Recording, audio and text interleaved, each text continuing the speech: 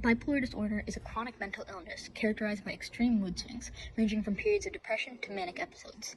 It affects 12 million people in the US alone and causes significant impairment and increases suicide risk, so an effective treatment is needed.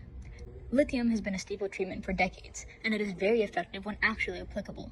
However, its narrow therapeutic range has limited its use, leading to only 35% of patients ever using lithium. This narrow range can't be fixed because we don't know the molecular mechanism behind lithium's therapeutic effect.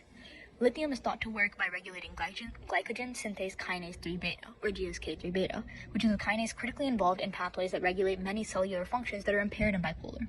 However, it is unknown whether lithium directly or indirectly inhibits GSK3-beta, and there's even an allosteric hypothesis. To conclusively determine the molecular basis of lithium's binding to GSK3-beta, I use molecular dynamics simulations to simulate the protein ion system. MD simulations are computational models of each atom of a protein system using Newton's laws of motion.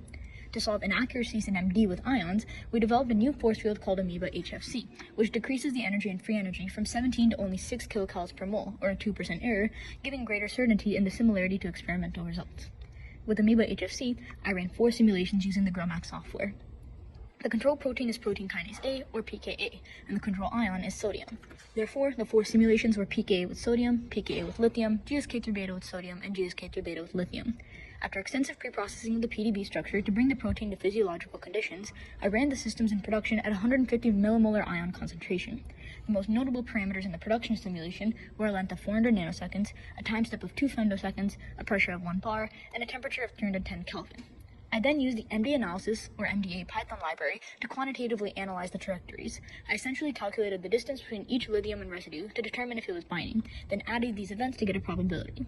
The primary focus of the study was to determine whether lithium competes with magnesium at the active site, as well as to identify potential allosteric binding sites on GSK3-beta. 2 unique binding sites on GSK3-beta were found, which are the aspartic acid 124 and glutamic acid 279. It's interesting that neither residue is at the active site, indicating an allosteric binding mechanism. In the full PowerPoint, you can see every analysis run to further support these residues. One notable one is a bioinformatic analysis, which showed that these residues were conserved across both vertebrate and invertebrate lithium-sensitive species. One major limitation of this study was that I was unable to run quantum mechanical models due to the size of the system.